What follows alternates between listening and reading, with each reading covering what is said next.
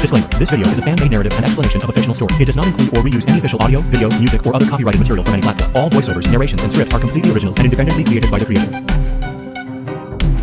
नमस्कार दोस्तों, आपका स्वागत है कहानी ट्यूब की उस दुनिया में जहां हर कहानी अपने साथ लाती है एक नया रहस्य, नया रोमांच और ढेर सारी भावनाएं। अगर आप हमारे चैनल पर पहली बार आए हैं तो अभी सब्सक्राइब कर लीजिए और नोटिफिकेशन बेल को जरूर दबाइए ताकि हमारी अगली रोमांचक कहानी सबसे पहले आप तक पहुंचे। यहाँ आपको मिलेंगी थ्रिलर से भरपूर कहानियाँ, अद्भुत साई-फाई फैंटेसी की झलक और दिल को छू जाने वाली लव स्टोरीज जो हर बार आपको सोचने पर मजबूर कर देंगी। तो चलिए अब वक्त है आज की कहानी में खो जाने का।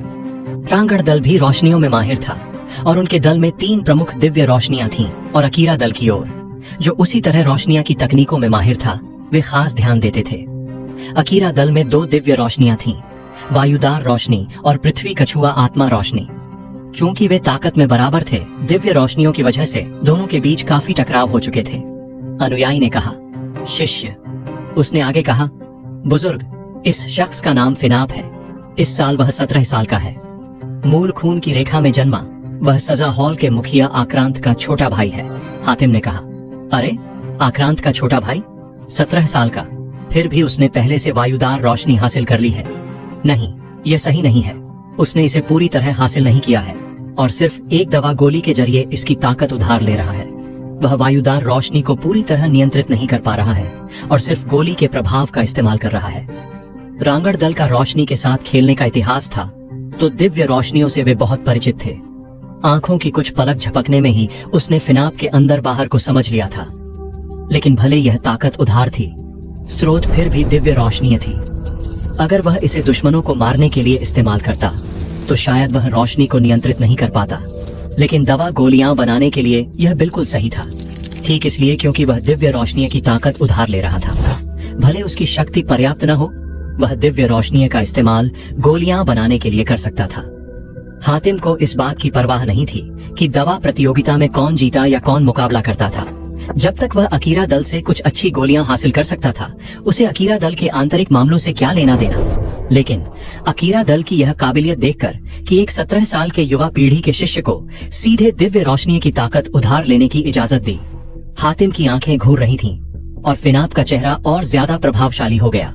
उसके दोनों हाथों से हवा की गड़गड़ाहट की आवाज निकली और वायुदार रोशनी की 2 धाराएं उसके हाथों से निकलीं, कड़ाही में घुस गईं। ये चमकती रोशनियां जैसे जिंदा हो गई थीं, जो कड़ाही के अंदर चक्कर काट रही थीं। इसके साथ एक अजीब और विचित्र हवा की आवाज थी, और भले यह आवाज जोरदार नहीं थी, यह हल्के से सबके कानों में घुसी और अनजाने में उनके दिलों को बेचैन कर रही थी। विदुर ने अभी अपनी 3 फूलों की जमाव आग तकनीक शुरू की थी ताकि कड़ाही की आग जलाए। जब उसके कानों में वायुदार रोशनी की आवाज आई, अनजाने में उसका दिल बिना किसी कारण के सूखा और गर्म होने लगा और वह लगभग कड़ाही की रोशनी का नियंत्रण खो बैठा। विदुर ने सोचा, वायुदार रोशनी। दल के पास 2 दिव्य रोशनियां थीं। यह एक खुला रहस्य था, लेकिन भले दिव्य रोशनियां दल के पास थीं, कोई भी उन्हें नियंत्रित करने में सक्षम नहीं था। दिव्य रोशनियों की अपनी गरिमा और स्वभाव था। वायुदार रोशनी का जन्म असीम गहराई में अत्यंत यिन इलाकों में हुआ था और इसके बनने के बाद इसकी यिन हवा सबसे हिंसक थी। अनगिनत सालों तक आत्माओं को सोखने और अत्यंत यिन को निगलने के बाद ही इसका जन्म हुआ था और इसने कब का एक चेतना बना लिया था, जिससे इसे नियंत्रित करना और भी मुश्किल था। लेकिन इस वक्त दवा प्रतियोगिता में वाकई कोई वायुदार रोशनी का इस्तेमाल कर रहा था। इस बार इसने पहले से आत्मविश्वास और महत्वाकांक्षा से भरे शिष्यों के संकल्पों को डगमगा दिया। अप्रत्याशित वायुदार रोशनी के साथ वे इसका मुकाबला करने के लिए क्या इस्तेमाल कर सकते थे? दिव्य रोशनियां कम से कम हकीमों के लिए एक तरह की किंवदंती थीं, और दिव्य रोशनियों वाले हकीम सभी कीमिया की दुनिया में शानदार प्रतिभा वाले लोग थे, बिना किसी अपवाद के। हर दिव्य रोशनी वाला हकीम लोगों की भीड़ में एक किंवदंती था। विदुर का दिल भी कांप रहा था, क्योंकि वह आवाज उसके कानों में घुसती रही और उसका दिल अनजाने में उदास होने लगा। इस आवाज ने उसे सब कुछ छोड़ देने और निराश होने का एहसास दिया। चाहे उसने कितनी भी तैयारियां की हों, दिव्य रोशनी का सामना करने में वे बेकार थीं। यह बिना किसी मुकाबले के थी, तो वह इसका मुकाबला करने के लिए क्या इस्तेमाल कर सकता था? उसका लक्ष्य तो। अचानक विदुर का दिल जैसे सतर्क हो गया। छोड़ देना? अभी वह अप्रत्याशित रूप से दवा प्रतियोगिता छोड़ देना चाहता था।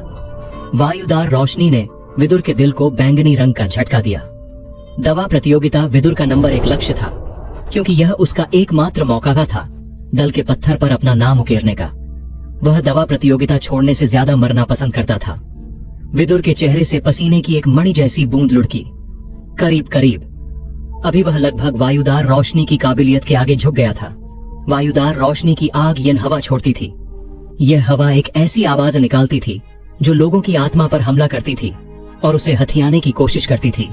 हवा की आवाज सुनने के बाद लोग हतोत्साहित मिचलाहट महसूस करते थे और खुद को निराशा में छोड़ देने के विचलित करने वाले विचार बनते थे।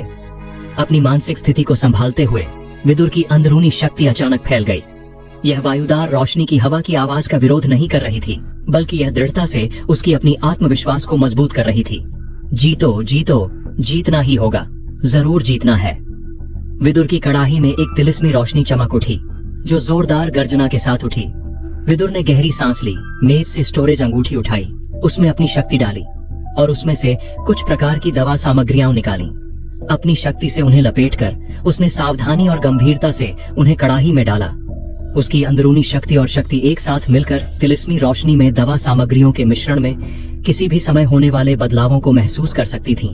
सुनहरी अब्रकसार, हड्डी बनाने वाला पत्थर, घूमता किनारा कीट, तरह तरह की दवा सामग्रियां और उनके तरह तरह के बदलाव तिलिस्मी रोशनी की ताकत और शक्ति के उकसावे के तहत धीरे धीरे मिश्रित होने लगे।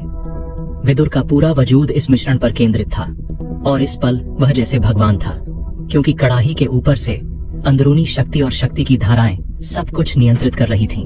बुजुर्गों के मंच पर पहला बुजुर्ग छाबार की नजर सभी प्रतियोगियों पर गश्त कर रही थी। ये शिष्य उसके दल के भविष्य के पौधे थे। फिनाप को वायुदार रोशनी का इस्तेमाल करते देख उसके चेहरे पर हल्की मुस्कान उभरी।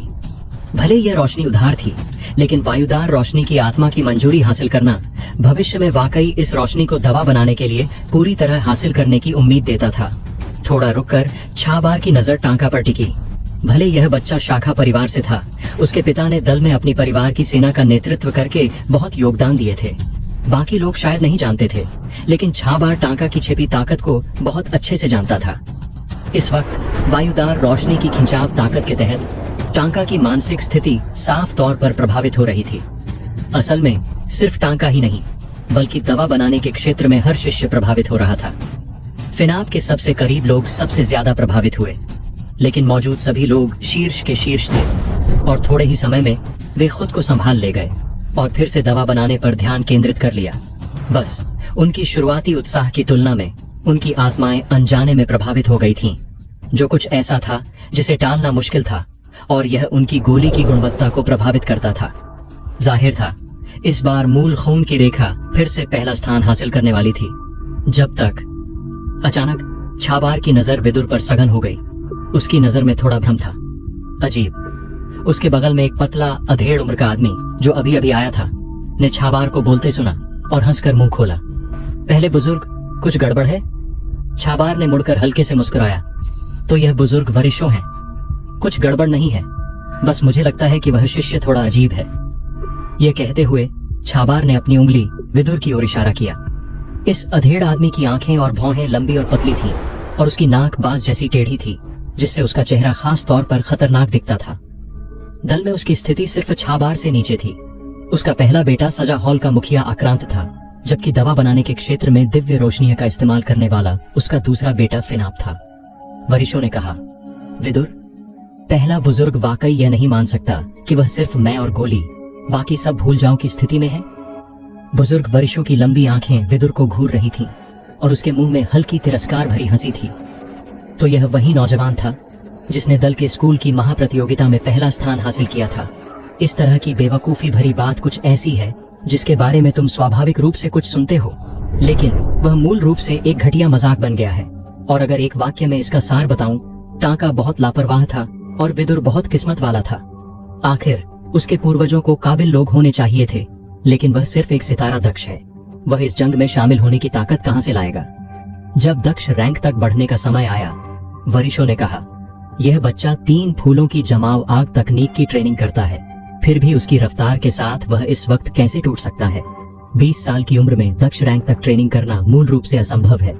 तुमने अपने सारे सालों में क्या कभी सुना है कि कोई 20 साल से पहले इस तकनीक से दक्ष बन गया हो? ज्यादा से ज्यादा वे 9 सितारा एकलव्य होते हैं। इस ट्रेनिंग तकनीक की शुरुआत में नींव बनाने का काम छोड़ दिया जाता है तो 9 सितारा एकलव्य से दक्ष तक कूदने के लिए ट्रेनिंग करने वाले को अपनी शक्ति की सही स्थिति तक पहुंचने का इंतजार करना पड़ता है। यह कहते हुए छाबार की नजर फिर से विदुर पर पड़ी और उसकी आंखों में हैरानी का एक संकेत था, जैसे उसके लिए कुछ उम्मीदें थीं। उसके हल्के भाव को देखकर वरिशों का खतरनाक चेहरा कुछ हल्की उत्तेजना में था और उसने फिर से विदुर को देखा और गंभीरता से देखते हुए यह जैसे दिन को चीरने वाली एक अचानक तलवार थी। वरिशों की भौहें सिकुड़ गईं। 3 फूलों की जमाव आग तकनीक की आम समझ को तोड़ने वाला शख्स आखिरकार दिखाई दिया। वरिशों एक ऐसा शख्स था जो क्रूरता से भरा था। उसका चेहरा हमेशा बहुत गहरा और खतरनाक दिखता था। उसके शब्दों में यह वह सम्मान था जो एक बुजुर्ग को रखना चाहिए, लेकिन बाकी दल सदस्यों के लिए दूसरा बुजुर्ग हमेशा गहरे उदास मूड में रहता था और किसी ने उसे मुस्कुराते नहीं देखा था। जब उसकी शादी हुई, जब उसके बेटे पैदा हुए, जब वह दल का दूसरा बुजुर्ग बना, उसने कभी अपनी खुशी दूसरों को नहीं दिखाई। उसका चेहरा जैसे पत्थर की मूर्ति हो, हमेशा एक ही भाव बनाए रखता था। लोग सोचते थे कि शायद उसके दोनों बेटों ने भी उसे कभी मुस्कुराते नहीं देखा होगा। अचानक फिनाप की जगह से एक गड़गड़ाहट शुरू हुई। उसकी दवा कड़ाही लगातार कांपने लगी।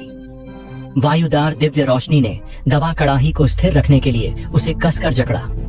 फिनाप जो गोली बना रहा था वह बहुत ऊंचे स्तर की थी और वायुदार दिव्य रोशनी की विनाशक ताकत के साथ इस्पात मूल की दवा कड़ाही अब इसे सहन नहीं कर पा रही थी। उस पर दरारें बनने लगीं, लेकिन फिनाप का चेहरा जरा भी नहीं बदला और उसने अपनी स्टोरेज अंगूठी से मुट्ठी जितना काला धातु का टुकड़ा निकाला। जब यह टुकड़ा दिखा तो हवा में एक तेज आवाज गूंजी, जैसे धातु पत्थर से टकरा रही हो। काला मूल धातु पत्थर। बाहर रांगड़ दल के बुजुर्ग हातिम का चेहरा हल्का कांप गया। यह काला मूल धातु पत्थर 7वें स्तर की एक कीमती गोली बनाने के लिए इस्तेमाल हो सकता था। हैरानी की बात थी कि उन्होंने इसे एक नौजवान को दे दिया जो रैंक 3 की गोली बना रहा था, या ज्यादा से ज्यादा यह रैंक 5 की गोली हो सकती थी। अकीरा दल वाकई धनवान और प्रभावशाली था। आसमान के नीचे कोई और उनकी दवा गोलियों के व्यापार की बराबरी नहीं कर सकता था, यानी उनके पास लगभग एकाधिकार था। इसके अलावा 8 प्राचीन दलों में से एक होने की वजह से कोई भी अकीरा दल से ज्यादा वित्तीय संसाधन जमा नहीं कर सकता था। हातिम ने बुदबुदाया, क्या यह मुमकिन है कि वह रैंक 4 की गोली काला जीवन निर्माण गोली बना रहा है? वह फॉर्मूला तो नष्ट हो गया था। वरिशों ने इसे कब पूरा ठीक किया और उसने मुझे बताया भी नहीं। बुजुर्गों के मंच से पहला बुजुर्ग छाबार हल्के से मुस्कुराते हुए फिनाप को काला मूल धातु पत्थर बिना किसी हिचक के दवा कड़ाही में डालते देख रहा था। छाबार सवालिया नजरों से दूसरे बुजुर्ग की ओर मुड़ा। वरिशों ने कहा, पहले बुजुर्ग, शक मत करो, यह नष्ट हुआ फॉर्मूला मैंने ठीक नहीं किया, बल्कि मेरे दोनों बेटों ने इसे ठीक किया। मैंने सिर्फ उन्हें कुछ छोटी मोटी सलाह दी थी। छाबार हैरान हुआ। उसने कहा, फिनाप और आक्रांत ने मिलकर काला जीवन निर्माण गोली को ठीक किया। मुख्य जिम्मेदार कौन था? वरिशों ने जवाब दिया, बेशक आक्रांत था, लेकिन फिनाप ने भी कुछ बहुत अच्छे सुझाव दिए और उसने महत्वपूर्ण योगदान दिया। वरिशों के शब्द इशारा कर रहे थे कि फिनाप को तैयार करने का हकदार था। वास्तव में उसके दोनों बेटे तैयार करने के लायक थे। छाबार अभी भी खुद से बुदबुदाया और आखिर में उसने सिर्फ इतना कहा, चूंकि फिनाप में ऐसी प्रतिभा है, मुझे डर है कि इस बार की दवा प्रतियोगिता में कोई और उसका मुकाबला नहीं कर पाएगा। वरिशों ने कहा। पहले बुजुर्ग के ये शब्द सुनकर मुझे वाकई राहत मिली। मेरा बेटा जब तक कोई उसे धोखा देने की कोशिश न करे, स्वाभाविक रूप से दवा प्रतियोगिता का पहला स्थान आसानी से हासिल कर लेगा, जैसे हाथ बढ़ाना।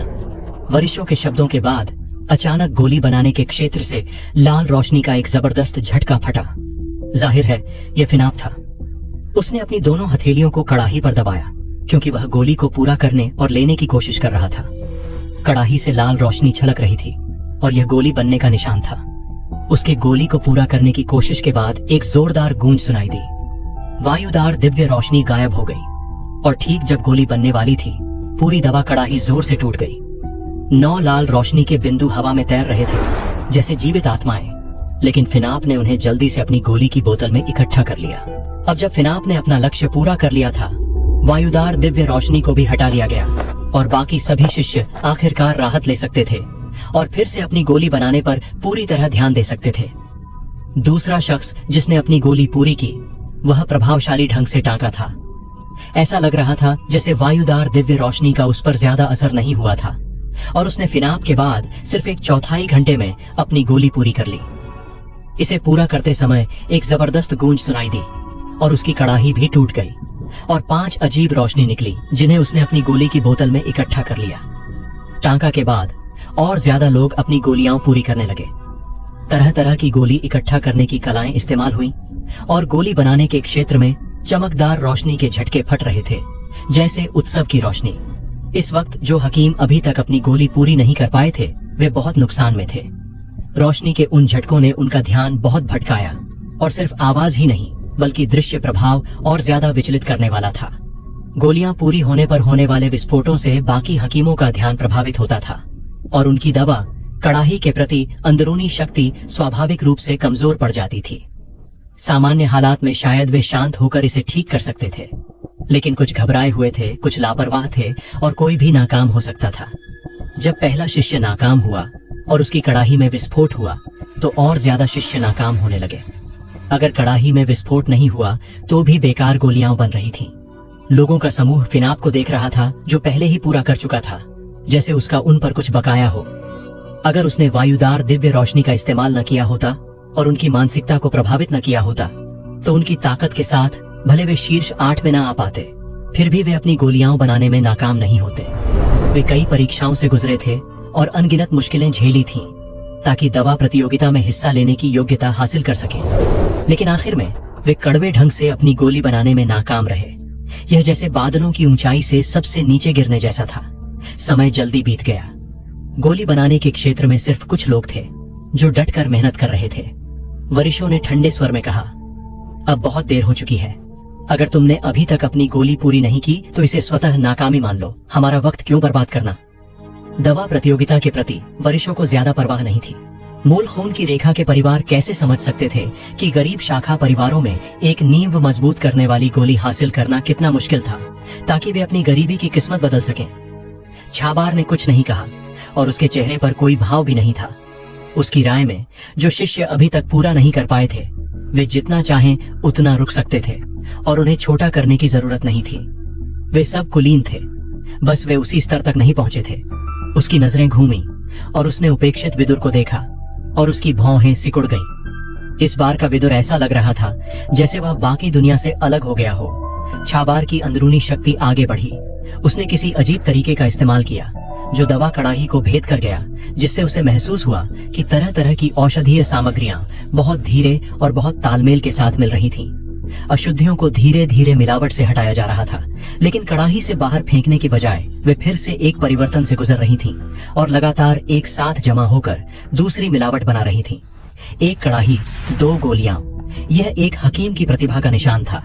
एक कड़ाही से 2 औषधीय गोलियां बनाना जिनके औषधीय गुण और प्रभाव अलग अलग हों। भले कोई अपनी अंदरूनी शक्ति में कितना भी हैरान करने वाला प्रतिभाशाली हो, वह ऐसा नहीं कर सकता था।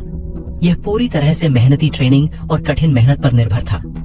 तभी कोई असली प्रतिभा ऐसा कर सकता था।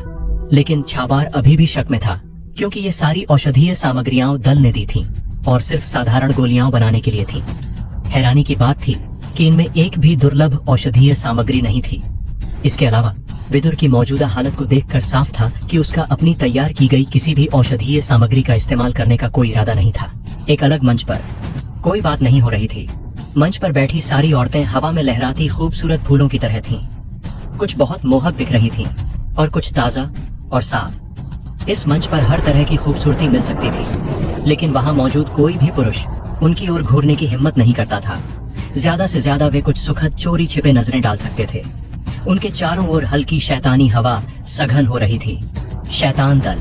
इसके अलावा वे कोई साधारण शैतान दल से नहीं थे, बल्कि एक ऐसे दल से थे जो सर्वशक्तिमान पवित्र शैतान से चला आ रहा था। कभी कभी दवा बनाने के लिए एक दुर्लभ और अजीब सामग्री चाहिए होती थी, जिसे मानव जाति बस इकट्ठा नहीं कर सकती थी। इसे इकट्ठा करने के लिए कुछ खास शैतानी मानव शरीर वाले शैतान दल के सदस्यों की जरूरत थी, जो इसे पालें और इकट्ठा करें। तो यह खास शैतान दल अकीरा दल और बाकी 8 प्राचीन दलों के साथ काफी अच्छे रिश्ते में था। बेशक पवित्र शैतान की बहुत ताकतवर ताकत ही असली वजह थी जिसने उनके रिश्ते को अच्छा बनाए रखा। तो उन्होंने स्वाभाविक रूप से अकीरा दल की दवा प्रतियोगिता में हिस्सा लेने के लिए एक राजनयिक टीम भेजी थी। उनमें एक नकाबपोश युवती थी। उसका शरीर सुडौल और आकर्षक था। उसकी त्वचा बर्फ की तरह सफेद थी। उसकी खूबसूरत आंखें चांद की परछाई की तरह थीं और वे किसी का प्रतिबिंब दिखा सकती थीं। युवती ने कहा, दादी मुझे बहुत बोरियत हो रही है, हम कब वापस लौट सकते हैं? अकीरा दल में मजा नहीं है। युवती की नजरें नकाब को भेद रही थीं। उसके होठों से एक आदेश निकला जिसकी आवाज किसी पुरुष को मोहित कर सकती थी, क्योंकि हर शब्द में एक मोहक ताकत थी। उसके बगल में बैठी औरतें भी पतंगों की तरह आग में उड़ रही थीं। खुद को उसका ध्यान देने से रोक नहीं पा रही थीं और उनके दिलों में उसकी हर इच्छा पूरी करने की चाहत जाग रही थी। बूढ़ी औरत ने खांसा, खांस राजकुमारी, बूढ़ी सियामी बूढ़ी हो रही है तो कृपया अपनी मोहक आंखों की तकनीक का इस्तेमाल न करो। युवती ने होंठ फुलाए क्योंकि वह इसे साफ तौर पर स्वीकार नहीं कर रही थी। उसने आंखें मटकाकर नाराजगी से कहा, आज की रस्म के बाद बूढ़ी सियामी को इस राजकुमारी को पवित्र जमीन पर वापस ले जाना होगा, ठीक है? बूढ़ी औरत ने कहा, नहीं, बाहर आना दुर्लभ है। युवती ने कहा, तो मैं बूढ़ी सियामी के साथ अकीरा दल में कुछ दिन रुकूंगी, लेकिन दवा प्रतियोगिता के बाद हमें वापसी में खेलने का मौका मिलना चाहिए। बूढ़ी औरत ने कहा, उफ, ठीक है, हमें ऐसा ही करना होगा। राजकुमारी ने अपनी आंखें सिकोड़ी। वह मरने जितनी बोर दिख रही थी और उसकी नजरें गोली बनाने के क्षेत्र पर घूमी। भले मानव जाति के हकीम सुनने में दिलचस्प लगते थे, लेकिन उनके सामने बैठकर देखना बोरिंग और बिल्कुल भी दिलचस्प नहीं था। सोचते हुए राजकुमारी ने अपनी आंखें सिकोड़ी और फिर से विदुर की ओर देखा। अपने उदास दिमाग में वह खास तौर पर इस शख्स की हरकतों को, जो बहुत ध्यान से काम करता दिख रहा था, बिगाड़ना चाहती थी। ऐसा लग रहा था जैसे उसकी पूरी आत्मा पूरी तरह केंद्रित थी। दूसरी तरफ जो शिष्य पहले ही अपनी औषधीय गोलियां बना चुके थे, वे शांत और लापरवाह चेहरों के साथ प्रतियोगी क्षेत्र में लौट आए थे। उन्होंने अपने दोस्तों के घेरे बनाए और बातचीत करने लगे। फिनाप ने मूल खून की रेखा के सामाजिक समूह की अगुवाई की, लेकिन मूल खून की रेखा के समूह के बगल में हमेशा शाखा खून की रेखाएं होती थीं, जो चापलूसी करने की कोशिश कर रही थीं। यामिर उसके बगल में था, लेकिन उसकी नजरें कभी कभी गोली बनाने के क्षेत्र में विदुर की ओर जाती थीं। फिनाप ने यामिर की नजरें देखी और लापरवाही से समय काटने के लिए यह बात उठाई, क्या संतुष्ट नहीं? यामिर ने सिर झुकाया, ऐसा नहीं है, बस यह सोचकर कि मैं इस बच्चे से हार गया, यह वाकई शर्मनाक था। फिनाप ने हंसकर कहा, हाँ हाँ, शर्मिंदगी का एहसास भी साहसी है और बुरा नहीं, लेकिन इस विदुर की किस्मत वाकई कमाल है। इतने समय बाद भी उसने हैरानी से कड़ाही में विस्फोट नहीं किया। दल का स्कूल भी एक सामाजिक समूह माना जा सकता था। यानशिन, हिमाल और बाकी सब इकट्ठा हो गए थे। यहाँ तक कि टांका, जो शायद ही इतना मिलनसार हो, वह भी उनके बगल में खड़ा हो गया था। लेकिन साफ था कि वह बाकी लोगों से एक निश्चित दूरी बनाए रखता था। अकेले चलना हमेशा टांका की खासियत थी। हिमाल को हमेशा बकबक करने की आदत थी, तो अब जब उसने गोली बनाना पूरा कर लिया था और आराम कर रहा था, वह सबको लगातार बकबक करने के लिए ले गया। वह कभी कभी कहता, फिनाप वाकई प्रभावशाली है, लेकिन मूल खून की रेखा के सदस्य के रूप में उसके पास वाकई इतना पैसा था कि वह सीधे काला मूल धातु पत्थर इस्तेमाल कर सके। उफ, यानशिन ने सिर हिलाया। मुंह से बीमारी आती है और डीली जबान मुसीबत लाती है। तुम्हें चुप रहना चाहिए। अगर कोई तुम्हें काला मूल धातु पत्थर दे दे तो क्या तुम्हारे पास इसे इस्तेमाल करने की काबिलियत है? हिमाल एक पल के लिए सुस्त पड़ गया, हंसकर बोला, तुम सही हो, काला मूल धातु पत्थर 7वें स्तर की सामग्री है। अगर तुम मुझे दे भी दो तो मुझे नहीं पता कि इसे कैसे इस्तेमाल करना है। ये कहने के बाद उनके समूह में हवा थोड़ी ठंडी हो गई। भले कोई भी अकीरा दल का शिष्य दल के स्कूल में दाखिल हो सकता था, लेकिन जिन परिवारों के पास असली ताकत थी, वे अपने परिवार के सबसे प्रतिभाशाली को व्यक्तिगत रूप से ट्रेनिंग देते थे और सिर्फ कम प्रतिभाशाली शिष्यों को दल के स्कूल भेजा जाता था। दल के स्कूल के शीर्ष 8 बहुत ताकतवर लगते थे, लेकिन असल में उनकी नींव को काफी कमजोर माना जा सकता था। हिमाल ने कहा, हाय, मुझे नहीं पता कि इस बार विदुर फिर से किस्मत वाला होगा या नहीं। हिमाल आखिर हिमाल था।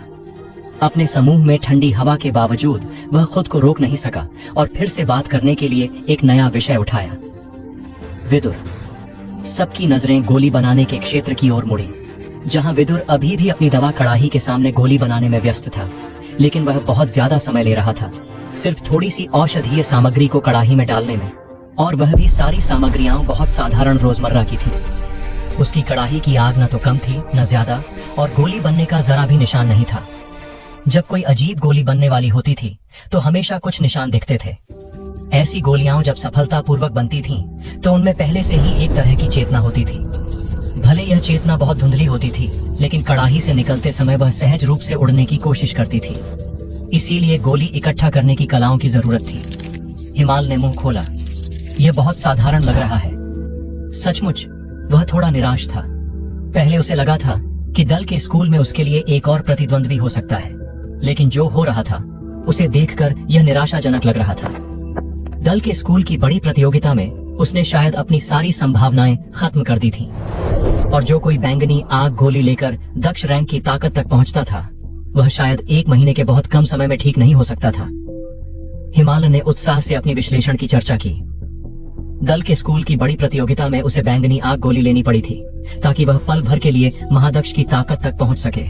अब ऐसा लगता है कि उसे इसका बाद का असर झेलना पड़ रहा है।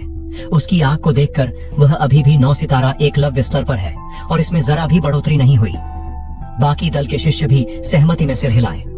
अब तक सबको पता चल चुका था कि बैंगनी आग गोली का रुकावट तोड़ने का प्रभाव था। अगर इतनी कमाल की गोली का कठोर बाद का असर न होता तो क्या यह आसमान के खिलाफ नहीं होता? हिमाल ने कहा, हाँ, लगता है विदुर वाकई हमारे साथ मुकाबला नहीं कर सकता। तुम लोगों को लगता है कि शीर्ष 8 की निर्णायक लड़ाई में कौन पहुंचेगा? बेशक फिनाप को छोड़कर। किसी ने कहा, हमारे भाई टांका को जरूर एक होना चाहिए। दूसरे ने कहा, हाँ, मुझे भी पता है कि मूल खून की रेखा में एक चंद्रेश भी है। किसी और ने कहा, मुझे लगता है कि अचानक गोली बनाने के क्षेत्र में एक जोरदार गूंज के साथ तीव्र कंपन हुआ। भले उनके बीच एक जादुई ढांचा था, फिर भी सब जमीन के तीव्र कंपनों को महसूस कर सकते थे। घना सफेद धुआं तेजी से पूरे गोली बनाने के क्षेत्र में भर गया। किसी ने कहा, बुरा हुआ, किसी ने जबरदस्त कड़ाही विस्फोट कर दिया। दूसरे ने जवाब दिया, कोई बात नहीं, इस तथ्य को नजरअंदाज करें कि सब शांत दिख रहे हैं, लेकिन असल में हर शिष्य के पास एक दल का योद्धा उनकी रक्षा के लिए खड़ा है, तो कुछ बुरा नहीं हो सकता। किसी ने कहा, अब जब मैं सोचता हूं तो यह नतीजे का समय होना चाहिए। गोली बनाना मूल रूप से एक शांत और स्थिर माहौल की जरूरत रखता था, लेकिन अब जब एक जबरदस्त कड़ाही विस्फोट ने उन्हें झकझोर दिया था, तो जो शिष्य अभी तक पूरा नहीं कर पाए थे वे शायद पूरी तरह नाकाम हो गए थे। एक अधीनस्थ ने छाबार की ओर झुककर कहा, पहले बुजुर्ग, क्या हमें जादुई घेरे की नहीं हटाना चाहिए? बुजुर्गों के मंच पर वरिष्ठों ने लापरवाही से जवाब दिया, चूंकि यह पहले ही खत्म हो चुका है, इसे हटा दो। अधीनस्थ ने कहा, हाँ। छाबार ने अपनी आस्तीन लहराकर उसे रोका, रुको, अभी भी कोई गोली बना रहा है। वरिष्ठो हैरान हुआ। उसने अपनी अंदरूनी शक्ति को घने सफेद धुएं के पार भेजा और उसे एक अजीब लहर महसूस हुई जो सफेद धुएं में जन्म ले रही थी। एक और जोरदार गूंज सुनाई दी, लेकिन ये जोरदार आवाजें दूसरी आवाजों से अलग लग रही थीं। एक खूबसूरत आकर्षण ला रही थीं, जैसे दुनिया के किसी छिपे नियम का पालन कर रही हों। छाबार ने जोर से हंसकर कहा, अब यह खत्म हुआ। वह उस शिष्य से काफी खुश था। उसने जादुई ढांचा हटाने का इशारा किया। जब जादुई ढांचा धीरे धीरे मंद पड़ा, गोली बनाने के क्षेत्र का उमड़ता घना धुआं तेजी से बिखर गया और कुछ धुंधली आकृतियां दिखाई दी। सिर्फ दल के योद्धाओं की कार्रवाई की वजह से, जो जबरदस्त कड़ाही विस्फोट की तबाही को दबा रहे थे, गोली बनाने के क्षेत्र के सभी शिष्यों को बचाया जा सका। कुछ शिष्य जमीन पर बैठे थे, उनके चेहरों पर डर और उलझन थी। विदुर भी जमीन पर बैठा था, लेकिन अंतर यह था कि विदुर का चेहरा खुशी और उदासी दोनों का मिश्रण लग रहा था और उसके हाथ में वह एक जेड गोली की बोतल कसकर पकड़े था। साफ था कि अभी के बहुत खतरनाक पल में उसने गोली बनाना पूरा कर लिया था और सफलतापूर्वक गोली इकट्ठा कर ली थी, लेकिन किसी ने भी साफ तौर पर नहीं देखा कि उसने कौन सी गोली बनाई थी। हुआ यूं कि सबसे नाजुक वक्त पर किसी ने गोली बनाते समय गलती की और एक जबरदस्त विस्फोट हो गया। विस्फोट से निकले घने धुएं ने लोगों की नजरों को रोक दिया, यहाँ तक कि बुजुर्गों की आत्माएं भी प्रभावित हुईं, तो वे साफ नहीं देख पाए। एक दल का रक्षक बोला, विदुर, यह तुम्हारी बनाई औषधीय गोली है। इस वक्त स्वाभाविक रूप से एक दल का रक्षक गोली को बुजुर्गों के मंच पर ले जाना चाहता था, ताकि बुजुर्ग यह मूल्यांकन कर सकें कि शीर्ष 8 में कौन पहुंचा। अब जाकर विदुर होश में आया। गहरी सांस लेकर उसने दल के रक्षक की ओर मुड़ा और जवाब दिया, हाँ, असुविधा के लिए माफी। रक्षक ने हल्के से मुस्कुराकर कहा, इतना नम्र होने की जरूरत नहीं। उसने जेड बोतल ली और उस पर विदुर का नाम कार्ड रखा। सबकी नजरों के सामने वह गोली की बोतल को बुजुर्गों के मंच पर ले गया। अब अकीरा दल के सबसे निपुण हकीम, जिसमें दल का मुखिया भी शामिल था, मूल्यांकन के लिए मौजूद थे। और चूंकि गोलियां मौके पर बनाई गई थीं, मूल्यांकन पूरी तरह निष्पक्ष था। मूल खून वालों की ताकत बनाए रखने के लिए कुछ पक्षपात होना स्वाभाविक था, लेकिन साथ ही कुछ निष्पक्षता भी जरूरी थी। अकीरा दल प्राचीन समय से चला आ रहा था और इसकी शाखाएं और पत्तियां बहुत थीं। सिर्फ याओ उपनाम वाली शाखा परिवार 100 से ज्यादा थे, और अगर बाकी तरह तरह की शाखा, खून की रेखाएं और परिवारों को जोड़ा जाए तो उनकी संख्या गिनी नहीं जा सकती थी। और भी ज्यादा दल और परिवार थे जिनके तरह तरह के रिश्ते, ससुराल आदि थे, जो अकीरा दल से जुड़ गए थे। सिर्फ यह सब मिलकर असली अकीरा दल था, और अगर वे अराजकता नहीं चाहते थे तो कोई साफ पक्षपात नहीं हो सकता था। दवा प्रतियोगिता ऐसी थी, और बेशक दल स्मारक में भी यही निष्पक्षता थी। बेशक इस निष्पक्षता के बावजूद मूल खून की रेखा को अपने फायदे थे। बस फिनाप को देख लो, जो 7वें स्तर की औषधीय सामग्री काला मूल धातु पत्थर निकाल सकता था। शाखा परिवार में ऐसी काबिलियत कहाँ थी? तो जाहिर है यह नाइंसाफी थी, लेकिन फिर भी यह कुछ ऐसा था जिसे सब चुपके से स्वीकार कर लेते थे। लेकिन गोलियों के मूल्यांकन की बात आई तो पूरी निष्पक्षता की गारंटी थी। दल के मुखिया से लेकर दल के स्कूल के बुजुर्गों तक प्रत्येक का फैसले में हिस्सा था, और सिर्फ इसी तरह दवा प्रतियोगिता अकीरा दल के सभी लोगों के दिलों में एक पवित्र प्रतियोगिता बन गई थी। चूंकि दल का मुखिया भी इसमें हिस्सा ले रहा था, गोलियों का मूल्यांकन बहुत तेजी से हुआ। आखिर ये सारी गोलियां रैंक 4 और उससे नीचे की थीं। चाहे शिष्य कितने भी प्रतिभाशाली हों, वे अभी भी युवा पीढ़ी का हिस्सा थे। इस वक्त बुजुर्गों के मंच को छोड़कर पूरा चौक पूरी तरह खामोश था। यह एक पवित्र पल था। बुजुर्गों के मंच पर दल का मुखिया, दल के बुजुर्ग और कुछ बुजुर्ग सदस्य चर्चा कर रहे थे और अपनी राय साझा कर रहे थे। मूल्यांकन अब खत्म होने के करीब था और अंतिम नाम चुने जाने वाले थे। विदुर शांत होकर इंतजार कर रहा था। समय ने कभी किसी के दुखों को नहीं सुना। अचानक बुजुर्ग रुक गए और दल का मुखिया प्रधान ने भीड़ का सामना किया। शांत ढंग से हवा में उठा, बिना किसी लहर के। विदुर का दिल तन गया। आखिर नतीजों का समय आ गया था। सचमुच विदुर को कोई भरोसा नहीं था। उसने पहले ही अपनी सारी ताकत लगा दी थी और अपना सर्वश्रेष्ठ कर दिया था, लेकिन उसके प्रतिद्वंद्वी बहुत ताकतवर थे और उनकी ताकत पर कोई शक नहीं था। खास तौर पर फिनाप की वायुदार दिव्य रोशनी, इसने उसे लगभग हार मानने पर मजबूर कर दिया था, और भले वह इससे ठीक हो गया था, फिर भी इसका प्रभाव बना रहा था। शोमिल का परिवार बगल से आया और बोला, विदुर भाई, हालत कैसी है? अभी उस जबरदस्त कड़ाही विस्फोट से मैं डर के मर गया था। विदुर ने सिर हिलाया, मैं ठीक हूँ। जबरदस्त कड़ाही विस्फोट का उस पर ज्यादा असर नहीं हुआ था। शोमिल ने हंसकर कहा, हाँ विदुर भाई, घबराओ मत, बाद में मैं तुम्हें बाहर खाने की दावत दूंगा। विदुर के ठीक होने की बात सुनकर शोमिल को आखिर राहत मिली। उसे लगा कि विदुर की गोली शायद साधारण होगी और विजेता की तुलना में बहुत कम होगी, इसलिए उसने अपनी छाती थपथपाई और उसे हौसला देने की कोशिश की। विदुर हंसा, उसका दिल छू गया, लेकिन उसने फिर भी कुछ नहीं कहा। इस वक्त पहले बुजुर्ग छाबार खड़े हो गए थे और बोले, दवा प्रतियोगिता की निर्णायक लड़ाई की प्रारंभिक दौर खत्म हो गया है। अब हम निर्णायक लड़ाई की सूची घोषित करेंगे। उन्होंने कहा, पहला स्थान फिनाप, रैंक 4 का हकीम। दूसरा स्थान टांका, रैंक 4 का हकीम। तीसरा स्थान समलान, रैंक 3 का हकीम। उनके नाम के बाद उनकी आधिकारिक हकीम की उपाधि दी गई थी। बाहरी हकीम गिल्ड की उपाधि की तुलना में यह अलग थी, बल्कि यह अकीरा दल के अंदर उस शख्स के सम्मान और ताकत का प्रतीक थी।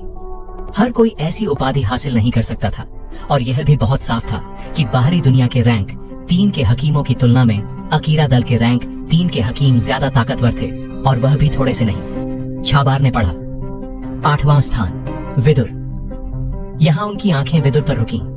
फिर उन्होंने आगे कहा, शीर्ष 8 नाम अब तय हो गए हैं और शाम को उनके नाम सार्वजनिक रूप से प्रकाशित किए जाएंगे। शीर्ष 8 के लिए 3 दिन बाद आपको फिर से इकट्ठा होकर मुकाबला करना होगा।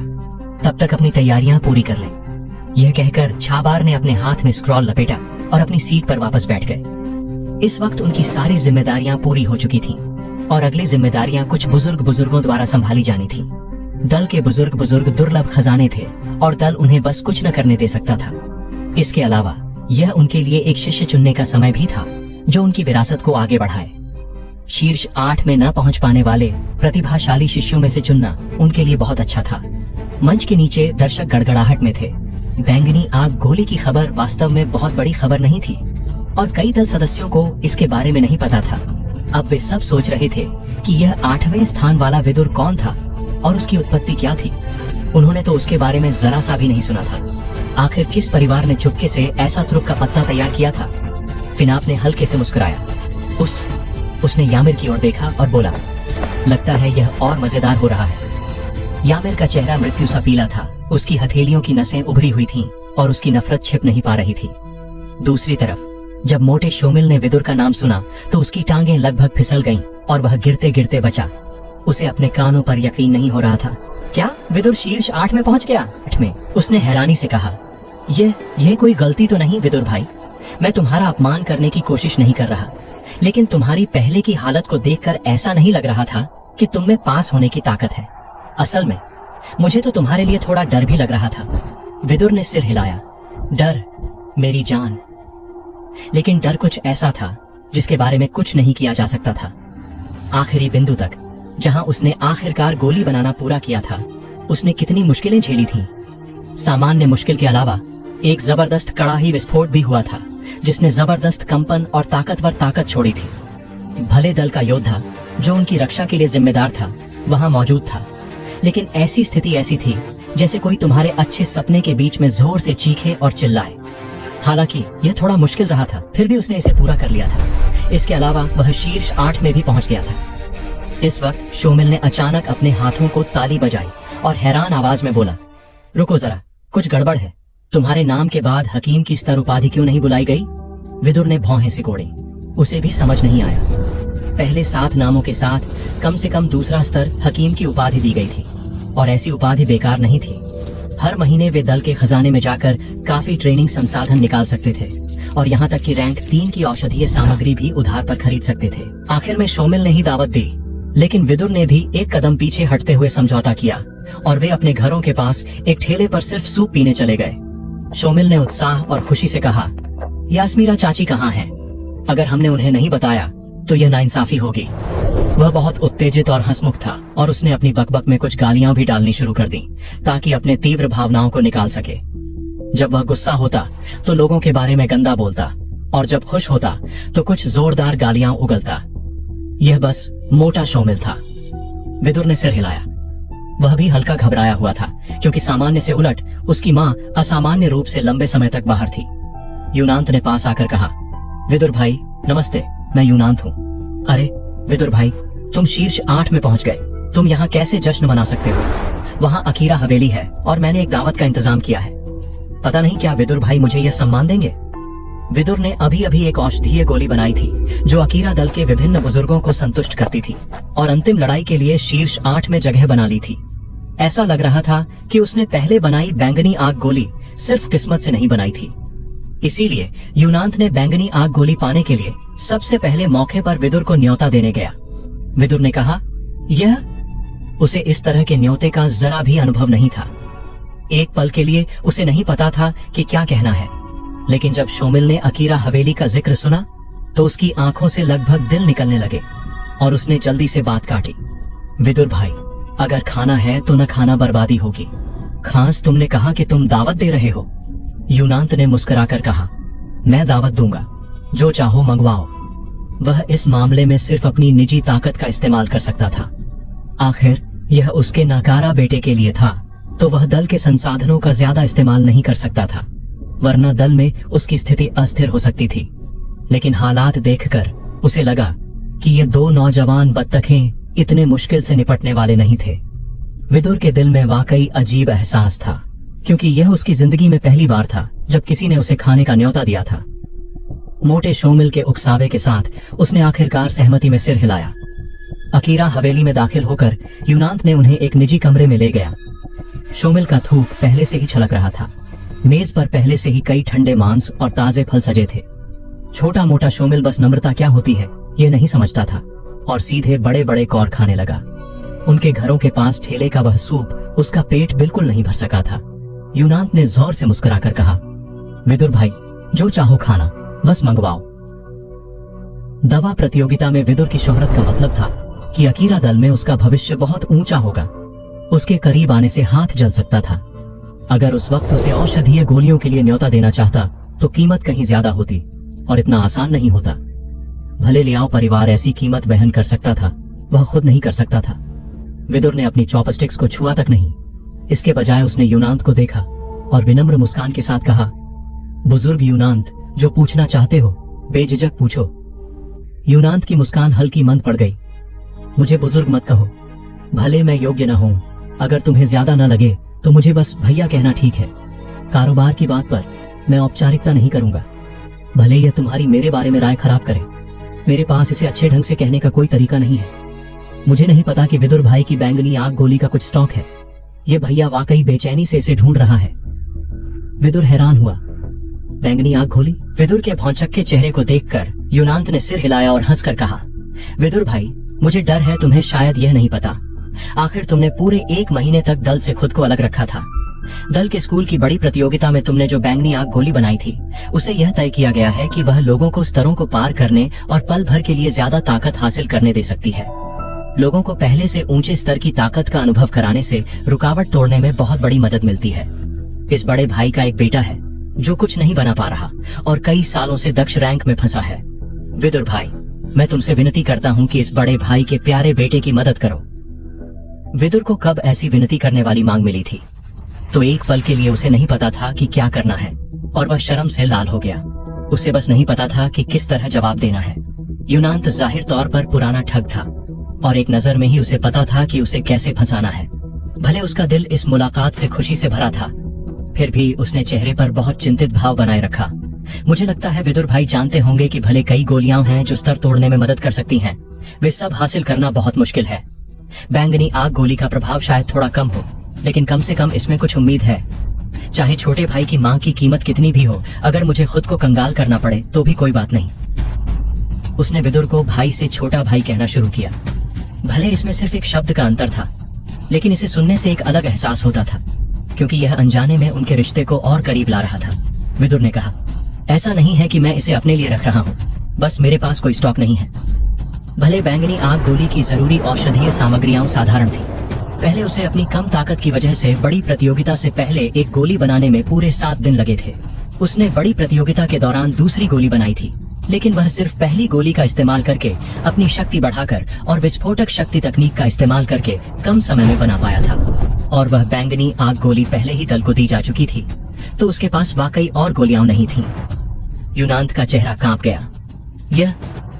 वह जल्दी से विदुर को और गोलियां बनाने के तरीके सोचने लगा, लेकिन इससे पहले कि वह मुंह खोले विदुर ने सोचते हुए कहा, अगर बुजुर्ग यूनांत बहुत व्यस्त नहीं है तो कल मैं दूसरा बैच बना सकता हूँ, लेकिन मुझे सर्द मूल घास और 7वां नवरस पुष्प बंधन चाहिए। इन 2 औषधीय सामग्रियों के अलावा अगर आप बेहतरीन ज्वालाबाग बूटी बैंगनी आग गोली के लिए दे सकें तो यह सबसे अच्छा होगा। बेहतरीन ज्वालाबाग बूटी। ज्वालाबाग बूटी शायद बहुत दुर्लभ औषधीय सामग्री नहीं थी, लेकिन इसका बेहतरीन रूप हासिल करना अभी भी मुश्किल था। हालांकि अगर आप ऊंची कीमत देने को तैयार हों तो इसे न पाने की चिंता नहीं थी। सर्द मूल घास और 7वां नवरस पुष्प बंधन की कीमत काफी ऊंची थी, लेकिन उन्हें दुर्लभ और कीमती औषधीय सामग्री नहीं माना जाता था। अगर आपके पास पैसा हो तो आप इसे आसानी से हासिल कर सकते थे। यूनांत की नजर में इस तरह की शर्तें मुश्किल नहीं थीं। इस तरह का उलटा सौदा उसे थोड़ा अजीब लगा, लेकिन मोटे शोमिल को देखकर जो मेज पर तरह तरह के स्वादिष्ट पकवानों को खाने में जूझ रहा था, वह मन ही मन हंसने लगा। सोचने पर उसे एहसास हुआ कि ये 2 बच्चे जिन्होंने दुनिया नहीं देखी थी, इतने सस्ते में और गोली बनवाना उसके लिए वाकई सस्ता था। उसने पूछा, और कुछ चाहिए? संकोच करने की जरूरत नहीं, इस बड़े भाई से नम्र होने की जरूरत नहीं। विदुर ने सिर हिलाया, और कुछ नहीं, बेहतरीन ज्वालाबाग बूटी काफी है। सादा और भोला विदुर ने सिर हिलाया। मौजूदा समय में उसके लिए बैंगनी आग गोली बनाना इतना बड़ा मसला नहीं था, और इसके अलावा बैंगनी आग गोली की जरूरी औषधीय सामग्रियां वाकई काफी सस्ती थीं। गोली बनाने की मेहनत के अलावा सिर्फ एक बेहतरीन ज्वालाबाग बूटी 10 बैचों की बैंगनी आग गोली की सामग्रियों की बराबर कीमत थी। विदुर की नजरों में उसने छोटा सा फायदा हासिल किया, लेकिन यूनांत अच्छी तरह जानता था कि असल में उसने बहुत बड़ा फायदा हासिल किया था, इतना कि उसे थोड़ा बेचैन कर रहा था। अब जब वह विदुर को देखता था, उसकी नजरों में ईमानदारी काफी बढ़ गई थी। शोमिल के लिए वह पूरी तरह खाने में डूबा हुआ था। एक खाने के शौकीन के रूप में एक बार खाना शुरू करने के बाद वह दूसरों की बातचीत पर ध्यान देना बंद कर देता था, तो उनकी बातचीत उसके कानों से हवा की तरह गुजर रही थी। शाम को दल स्मारक के सामने का बड़ा चौक पहले ही पूरी तरह भर चुका था। तय समय पर लोगों की भीड़ दल की घोषणा के लिए पहुंच गई थी। इस घोषणा में न सिर्फ शीर्ष 8 शामिल होंगे, बल्कि शीर्ष 30 भी शामिल होंगे। ये 30 लोग भी दल के अंदर महत्वपूर्ण पद हासिल करेंगे। भले संसाधन ज्यादातर शीर्ष 8 को जाए, लेकिन ट्रेनिंग के लिए तरह तरह की औषधीय गोलियों और सामग्रियों के अलावा ट्रेनिंग तकनीकें भी उतनी ही जरूरी थीं। शीर्ष 30 को दल के खजाने में जाकर 3 बार ट्रेनिंग तकनीक हासिल करने का मौका मिलेगा। दल स्मारक के सामने एक लकड़ी की दीवार थी जो लाल रंग से रंगी थी और उस पर एक शक्ति ढांचा था जो अभी स्टैंड बाय पर था। 3 मशहूर बुजुर्ग दल स्मारक के सामने आए। उनके हाथों में 3 स्क्रॉल थे। ये स्क्रॉल ढांचे से जुड़े थे। एक बुजुर्ग ने कहा, समय आ गया है, रैंकिंग जारी करो। तोपों जैसी गड़गड़ाहट की आवाज गूंजी जब तीनों बुजुर्गों ने एक साथ अपने हाथों में स्क्रॉल उठाए और जबरदस्त शक्ति ने उन्हें ढांचे से जोड़ा। लाल दीवार से रोशनी बही, काले पृष्ठभूमि पर सुनहरे शब्द उभरे। रैंक 30 जिंदाल ने रैंक 3 की कमल सूत्र गोली बनाई। रैंकिंग सुनहरे शब्दों में दिखाई गई और प्रत्येक व्यक्ति की रैंक और नाम के बाद वह गोली थी जो उन्होंने बनाई थी। यह दवा प्रतियोगिता की पूर्ण निष्पक्षता बनाए रखने का एक और तरीका था। स्मारक से ज्यादा दूर नहीं 17 साल का व्योम था। वह खुशी के आंसू बहाने लगा और थोड़ी देर में दल सदस्यों की पूरी भीड़ उसके चारों ओर जमा हो गई। उसे तरह तरह का सम्मान दे रही थी और उसे अपने साथ खींचने की कोशिश कर रही थी। यह वही चीज थी जो मशहूर होने पर होती थी। सुनहरे शब्द चमकते रहे और एक के बाद एक नाम उभरने लगे। यामिर का चेहरा इस वक्त बहुत गहरा था। अब जब विदुर ने शीर्ष 8 में से एक स्थान हासिल कर लिया था, वह शख्स जिससे वह सबसे ज्यादा नफरत करता था वह विदुर ही होगा। यामिर के सोचने में विदुर ने उसकी योग्यता छीन ली थी, तो विदुर की मौजूदा स्थिति मूल रूप से उसकी होनी चाहिए थी। आखिर में उसने जरा भी नहीं सोचा। भले उसे दवा प्रतियोगिता की योग्यता दी जाती, वह अपनी ताकत के स्तर के साथ अंतिम 8 में कैसे पहुंच सकता था। उसके दिल में नफरत बढ़ती रही, लेकिन यामिर देखता रहा। यह जानना चाहता था कि विदुर ने शीर्ष 8 में पहुंचने के लिए किस चीज पर भरोसा किया। इसके अलावा विदुर को अपनी हकीम कला के लिए कोई उपाधि नहीं मिली थी जिसका इस्तेमाल उसकी रैंकिंग पर सवाल उठाने के लिए किया जा सकता था। अगर वह इस समस्या को सार्वजनिक भीड़ के सामने उठा सकता और दल सदस्यों को इसके बारे में हंगामा करने के लिए उकसा सकता, तो विदुर दवा प्रतियोगिता की अंतिम निर्णायक लड़ाई में हिस्सा लेने के बारे में सोच भी नहीं सकता था। भले इससे उसे कोई फायदा नहीं था, लेकिन कभी कभी जिससे तुम नफरत करते हो उसे तकलीफ में देखना भी एक तरह की खुशी थी। बदले का शानदार स्वाद कुछ ऐसा था जो लोगों को कभी मुक्त नहीं होने देता था। आखिरकार रैंकिंग शीर्ष 8 पर पहुंची। रैंक 8 विदुर। मुख्य गोली के रूप में रैंक 4 की 3 फूलों की जमाव आग गोली बनाई और दूसरी गोली के रूप में रैंक 4 की शैतानी कीड़ा शांतिकरण गोली। जब लाल दीवार पर रैंक 4 की 3 फूलों की जमाव आग गोली दिखाई दी तो किसी ने कोई प्रतिक्रिया नहीं दी। 3 फूलों की जमाव आग गोली एक रैंक 4 की गोली थी जो कुछ समय के लिए आग गुण वाली शक्ति की ताकत बढ़ा सकती थी और दुश्मन की आग गुण वाली शक्ति तकनीकों के प्रभाव को कम कर सकती थी। बेशक ऐसी ताकत में बढ़ोतरी की एक सीमा थी और एक बार जब कोई 3 सितारा महादक्ष रैंक को पार कर जाता था तो रक्षात्मक बढ़ोतरी लगभग नगण्य हो जाती थी। भले यह कोई बुरी गोली नहीं थी, लेकिन यह ऐसी चीज नहीं थी जो किसी को हैरान या खुश कर दे। अकीरा दल में ऐसी गिनती से ज्यादा गोलियां थीं जिनके समान प्रभाव थे और शायद ज्यादा दक्षता भी थी। लेकिन जब अगले कुछ शब्द दिखे, दूसरी रैंक 4 की शैतानी कीड़ा शांतिकरण गोली, तुरंत चीखें और पुकारें गूंजने लगी। क्या शैतानी कीड़ा शांतिकरण गोली? यह रैंक 4 कैसे हो सकता है? क्या यह रैंक 6 की औषधीय गोली नहीं है? दूसरी गोली शैतानी कीड़ा शांतिकरण गोली दूसरी गोली क्यों है? सिर्फ अकल्पनीय शब्द ही उस झटके को बयान कर सकता था जो अकीरा दल के सदस्यों को मिला। अकीरा दल में हर कोई जरूरी नहीं कि हकीम हो, लेकिन हर एक दल सदस्य को तरह तरह की मशहूर गोलियों का बहुत ज्ञान था। शैतानी कीड़ा शांतिकरण गोली शैतान कीट का मुकाबला कर सकती थी। चाहे उसे दबाने की बात हो या जहर निकालने की, इसका प्रभाव बहुत ज्यादा था। शैतान दलों में शैतान कीट निस्संदेह सबसे मुश्किल से निपटने वाले थे। पहले हर गोली जो शैतान कीट पर प्रभाव डालती थी कम से कम रैंक 5 की औषधीय गोली थी, लेकिन अब उन्होंने हैरानी से कहा कि यह शैतानी कीड़ा शांतिकरण गोली रैंक 4 की औषधीय गोली थी। ऐसा नहीं था कि वे अकीरा दल के बुजुर्गों के निष्पक्ष फैसले पर शक करते थे, लेकिन यह वाकई लोगों के पहले के ज्ञान और धारणाओं को तोड़ रहा था। और जिस शख्स ने इस ज्ञान को टुकड़े टुकड़े किया वह एक युवा हकीम था जिसके पास कोई स्तर उपाधि भी नहीं थी। विदुर। दल के बुजुर्गों ने 3 अलग अलग शैतान कीट पाए। प्रभाव बहुत ज्यादा था। 2 मरे और 1 ने समर्पण किया। दवा की जांच के बारे में अगले शब्दों ने लोगों को और ज्यादा सुन्न कर दिया। वे इसे मानना नहीं चाहते थे, लेकिन दवा प्रतियोगिता की पूरी निष्पक्षता के साथ शक की कोई जरूरत नहीं थी। ऐसा जांच नतीजा सबको हक्का बक्का कर गया।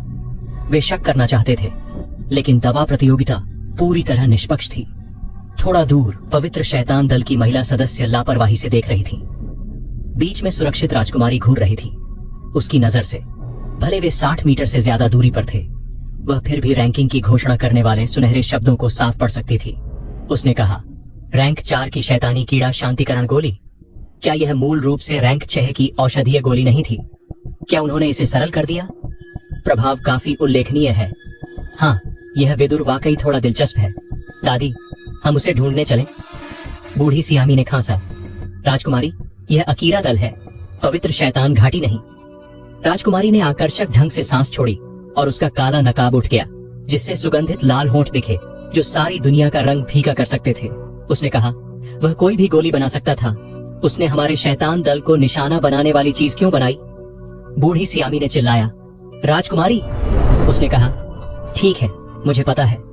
अगर हमें उसका ख्याल रखना है तो हमें अकीरा दल की जमीन से बाहर होने तक इंतजार करना होगा। बूढ़ी सियामी ने बेबसी से सिर हिलाया। राजकुमारी, कृपया अपने शब्दों पर ध्यान दें। भले इस राजकुमारी को उसके उस्ताद ने यह उपाधि दी थी, लेकिन अगर वह इतनी जिद्दी और शरारती थी तो शायद उसे भी सिरदर्द होने लगता, वरना उसने उसे पवित्र शैतान घाटी में क्यों छिपाया होता? पवित्र शैतान घाटी में राजकुमारी ने जितनी मुसीबतें पैदा की थीं, वह हर शैतान को पता था। राजकुमारी ने पूछा, वैसे यह विदुर, वह कैसा दिखता है? बूढ़ी सियामी ने काफी देर तक खामोशी रखी, फिर झुककर फुसफुसाते हुए जवाब दिया, वह वही है जिसे राजकुमारी ने बहुत बोरिंग देखने वाला कहा था। अच्छे की उम्मीद करो, इंसान, अच्छा दिल आदि कुछ भी तुम्हारी किस्मत की मदद नहीं कर सकता था। रात देर तक बीतने के बाद अकीरा दल धीरे धीरे फिर से शांत हो गया, लेकिन दूसरे बुजुर्ग के घर में चीजें शांत नहीं थीं। फिनाप ने बाहर खड़े होकर कहा, भैया, पापा अभी तक घर नहीं लौटे? जब भी वह अपने बड़े भाई आक्रांत के सामने होता, वह हमेशा सम्मान से पेश आता, भाई से ज्यादा एक शिष्य की तरह। आक्रांत ने सिर हिलाया। वह ऐसा शख्स था जो बहुत साधारण दिखता था, जिसके शरीर में कुछ भी विशिष्ट नहीं था। यहाँ तक कि जब वह ठीक वहां खड़ा होता, अगर तुम ध्यान से न देखो तो उसे मिस कर सकते थे। फिनाप, जो अपनी प्रतिभा को सबके सामने दिखाता था, की तुलना में दोनों पूरी तरह अलग तरह के प्रतिभाशाली थे। पूरी तरह साधारण, यही पहला प्रभाव था जो आक्रांत देता था। साधारण कद और साधारण चेहरा। यहाँ तक कि उसके परिचित और दोस्तों को भी उसका चेहरा याद करने के लिए थोड़ा सोचना पड़ता था। उसने कहा, लेकिन पापा ने वहां से कुछ खबर भेजी है। इस विदुर नाम के शख्स से तुम्हारी सबसे बड़ी टक्कर हो सकती है। फिनाप बहुत हैरान हुआ। विदुर? उसने कहा, भैया, तुम्हें लगता है कि ऐसा नीचे का शिष्य मेरे ध्यान देने लायक है? आक्रांत ने पूछा।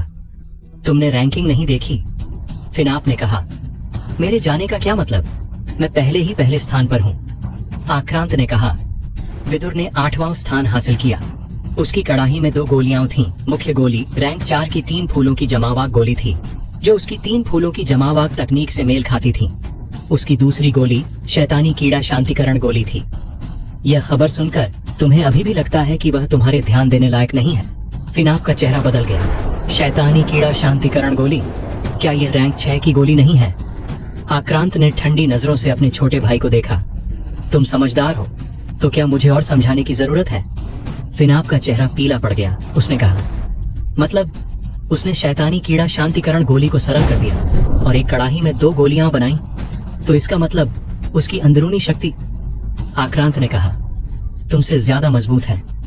फिनाप ने कहा, लेकिन आक्रांत ने कहा, तुम उससे सिर्फ अपनी शक्ति स्तर में बेहतर हो। अगर तुम इस बार की दवा प्रतियोगिता में पहला स्थान हासिल नहीं कर पाए, तो पापा शायद परिवार की विरासत में एक और छोटा भाई जोड़ देंगे। फिनाप ने कहा, भैया, आक्रांत ने कहा, मैं फिर से बाहर जाऊंगा और उसकी टोह लूंगा, यह पता करने के लिए कि क्या यह सिर्फ उसकी अच्छी किस्मत है या वाकई उसमें ऐसी काबिलियत है। आक्रांत की आंखें हल्की शंकालु हो गईं। विदुर, क्या वह वाकई सिर्फ 9 सितारा एकलव्य था? चाहे वह असल में प्रतिभाशाली हो या नहीं, उसके परिवार के रास्ते में रुकावट डालने का सिर्फ एक ही नतीजा होगा।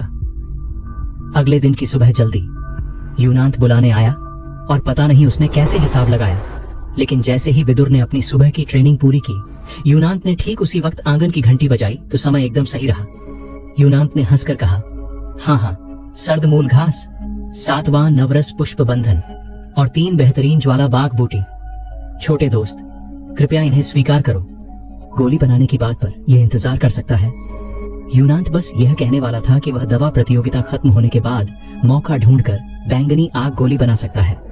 लेकिन विदुर ने मुस्कुराकर कहा, मैं अभी गोली बनाना शुरू कर सकता हूँ। यूनांत ने हैरानी से मुंह खोला और बंद किया।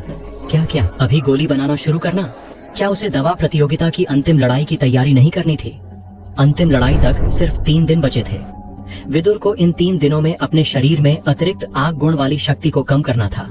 यह भी एक तरह की ट्रेनिंग थी। भले वह दवा न बनाए, उसे इस शक्ति को निकालने का कोई और तरीका ढूंढना था।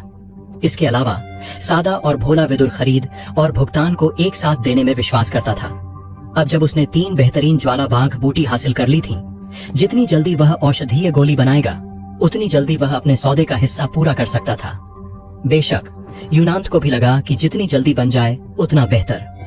विदुर की शोहरत बढ़ती जा रही थी। पहले बैंगनी आग गोली, फिर एक कड़ाही में 2 गोलियां, और उनमें से एक सरल की गई रैंक 6 की औषधीय गोली, रैंक 4 की शैतानी कीड़ा शांतिकरण गोली थी। जाहिर है जैसे जैसे वह मशहूर होगा और ज्यादा लोग उसे ढूंढने आएंगे। अब कोई मौजूद नहीं था, क्योंकि अकीरा दल ने उससे मिलने पर पाबंदी लगा रखी थी। दवा प्रतियोगिता की अंतिम लड़ाई के लिए चुने गए लोगों को इस समय परेशान होने से बचाया जाता था। यूनांत के विदुर के करीब पहुंचने की मुख्य वजह यह थी कि उसने तेजी से काम किया। जब तक वह विदुर को नापसंद नहीं करता, तब तक उसकी रक्षा करने वाले अकीरा दल के गुप्त रक्षक स्वाभाविक रूप से दूसरों के काम में दखल नहीं देते थे। हालांकि विदुर का तुरंत गोली बनाने का फैसला फिर भी उसे बेचैन कर रहा था। उसने कहा, तुम्हें ऐसा करने की जरूरत नहीं है। इसे दवा प्रतियोगिता की अंतिम लड़ाई में तुम्हारे प्रदर्शन पर असर न डालने देना। विदुर ने मुस्कुराकर कहा, ओह, इसकी चिंता मत करो। असल में दवा बनाना मेरे लिए एक तरह की ट्रेनिंग है। ये वाकई एक तरह की ट्रेनिंग थी जो उसे वैसे भी करनी थी। औषधीय सामग्रियां देने की बात पर जाहिर है कि यूनांत ने ही दी। उसने एक स्टोरेज अंगूठी निकाली जिसमें तरह तरह की औषधीय सामग्रियां थीं और बोला, इस स्टोरेज अंगूठी में तरह तरह की औषधीय सामग्रियां हैं। इसे बस एक बहुत छोटा इनाम समझो। कृपया इसे अच्छे से स्वीकार करो, छोटे विदुर भाई। विदुर ने इसे आसानी से स्वीकार कर लिया। अपनी चेतना को अंगूठी में केंद्रित करते हुए वह हैरान रह गया। इस स्टोरेज अंगूठी में बहुत बड़ा स्थान था, 10 कमरों जितना। स्टोरेज अंगूठियां अकीरा दल में असामान्य नहीं मानी जाती थीं, और यहाँ तक कि विदुर के गरीब परिवार में भी इन्हें हासिल करना मुश्किल नहीं था। लेकिन इतने बड़े स्थान वाली स्टोरेज अंगूठी फिर भी काफी दुर्लभ थी। यूनांत का दिल असल में अंदर ही अंदर खून के आंसू रो रहा था। लियाओ परिवार में भी ऐसी विशाल स्थान वाली स्टोरेज अंगूठियां 5 से ज्यादा नहीं थीं। यह साफ था कि बैंगनी आग गोली अपने मूल्य के बावजूद ऐसी विशाल स्टोरेज अंगूठी के बदले में लेने लायक नहीं थी। लेकिन बड़ी मछली को फंसाने के लिए बड़ा चारा चाहिए। विदुर अंतिम 8 में पहुंच गया था, तो चाहे उसका प्रदर्शन हो या अंतिम युद्ध में उसे जो मिलेगा, उसे करीब खींचने के लिए बड़ा निवेश करना जरूर इसके लायक था। विदुर ने स्टोरेज अंगूठी के अंदर अपनी चेतना घुमाकर मुस्कुराया। औषधीय सामग्रियों के अलावा इसमें एक दवा कड़ाही भी थी, जिसका स्तर उसके हकीम स्तर से मेल खाता था। अब विदुर ने कड़ाही और औषधीय सामग्रियां निकाली और उन्हें आंगन में सजा दिया। उसने अपनी हथेली लहराई और एक गूंज के साथ 3 फूलों की जमाव आग तकनीक की शक्ति उसके हाथों के बीच दिखाई दी। पल भर में एक जलता सांप बन गया जो दवा कड़ाही के चारों ओर लिपट गया। विदुर ने जल्दी से अपनी पूरी आत्मा को गोली बनाने पर केंद्रित किया और एक रहस्यमयी कीमिया अवस्था में प्रवेश कर गया। इस पल किसी ने नहीं देखा कि एक छाया चुपके से कोने में उभरी थी। वह छाया सजा हॉल के मुखिया आक्रांत थी। पता नहीं यह उसकी शांत प्रकृति की वजह से था या क्योंकि उसने किसी शक्ति तकनीक की ट्रेनिंग की थी, लेकिन उसके लिए चुपके से घूमना बहुत आसान था। कोई भी उसे वहां खड़ा हुआ नहीं देखता था। अगर भूल से तुम उसकी ओर देख भी लेते तो फिर भी उसकी मौजूदगी नहीं देख पाते। आक्रांत ने अपनी आंखें सिकोड़ी, गोली बनाते विदुर को देखते हुए। आग के सांप की लहरें उसे एक रहस्यमयी सूक्ष्म एहसास दे रही थीं। उसके ज्ञान के मुताबिक ये बस एक नींव बनाने वाली ट्रेनिंग तकनीक थी, 3 फूलों की जमाव आग तकनीक। और फिर भी विदुर ने इसे उस स्तर तक ट्रेनिंग की थी जहां आक्रांत इसे समझ नहीं पा रहा था। और इसके अलावा दक्ष रैंक, इस बच्चे की ताकत जरूर कोई 9 सितारा एकलव्य नहीं थी, बल्कि 3 सितारा दक्ष थी। क्या वह पहले से अपनी ताकत छिपा रहा था? आक्रांत चुपके से उसे देख रहा था, विदुर की हर हरकत और हर बारीकी को नोट कर रहा था। जितना वह देखता उतना ज्यादा हैरान होता। विदुर एक तरह की खुद को भूल सिर्फ गोली बनाने की अवस्था में प्रवेश कर चुका था। इस तरह की अवस्था में वह बाहर की दुनिया के व्यवधान को पूरी तरह नजरअंदाज कर सकता था और गोली बनाने पर 100% ध्यान दे सकता था। इसके अलावा इस खुद को भूल अवस्था में उसकी अंदरूनी शक्ति की दवा कड़ाही की सामग्रियों को नियंत्रित करने की काबिलियत ऊंचे स्तर की औषधीय गोलियां बनाने को कई गुना आसान बना देती थी। एक अनुभवी हकीम के लिए इस तरह की अवस्था में प्रवेश करने से बेहतरीन औषधीय गोली बनाने की संभावना कई गुना बढ़ जाती थी। समय तेजी से बीत गया और इस बार बैंगनी आग गोली का बनाना 3 फूलों की जमाव आग तकनीक की सफलता की वजह से असाधारण रूप से अच्छा रहा। उसकी अंदरूनी शक्ति एक और स्तर बढ़ गई थी, जिससे गोली बनाते समय विदुर का नियंत्रण कई गुना बढ़ गया था।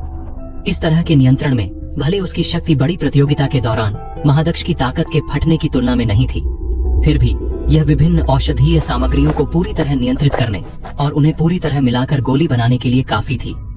इसी तरह सिर्फ 3 घंटों में विदुर ने गहरी सांस छोड़ी और एक गोली इकट्ठा करने की कला का इस्तेमाल किया। 3 चमकदार रोशनी दवा कड़ाही से उड़ी और विदुर के हाथ में गोली की बोतल में जा गिरी। विदुर को 3 गोलियां अपने हाथ में इकट्ठा करते देख आक्रांत की आकृति हल्के से मुड़ी और गायब हो गई।